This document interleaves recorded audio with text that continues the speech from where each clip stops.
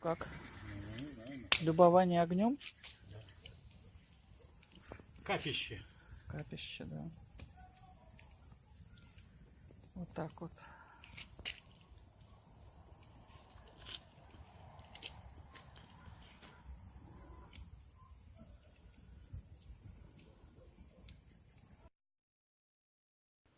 Здравствуйте, дорогие мои любители загородной, здоровой, красивой жизни.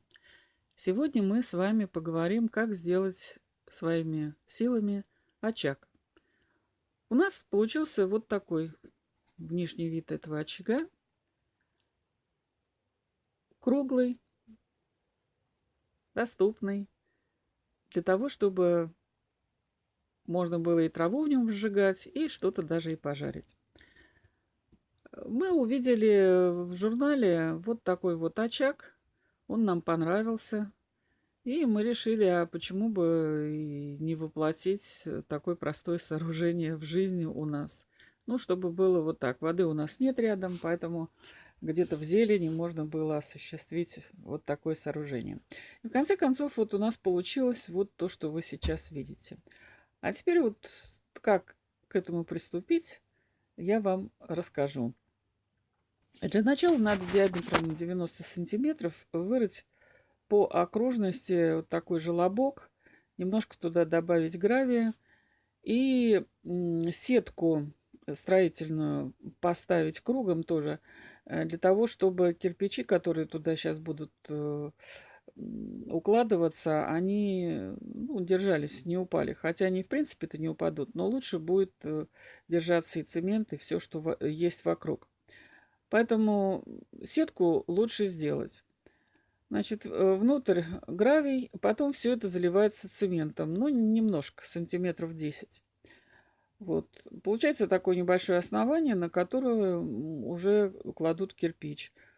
У нас на все это сооружение ушло половина мешка цемента и 40 кирпичей. Обычных, красных, не шамотных, самых обычных кирпичей.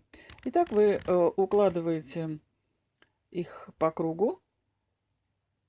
Каждый кирпич друг с другом цементируется для того, чтобы они не распались. Вот. И дальше вы приступаете уже к укладке самой окружности. Сначала надо вырыть по кругу. Ну, мы делали сначала 2 метра. Вот видите, в середине вот этого желобка, который стоит, значит, ну, просто делается, туда втыкается палка, и вокруг делается окружность. Значит, по окружности вы вырезаете луросил или какой-то другой материал, неважно, лишь бы сорняки не пробивались внутрь.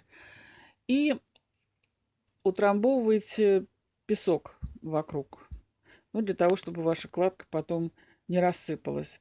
Мы это делали, самая обычная у нас каталка для укладки газона. Плотно, очень, сантиметров 10 надо насыпать, плотно это дело укатать, и уже на укатанную поверхность вы кладете первый ряд кирпичей.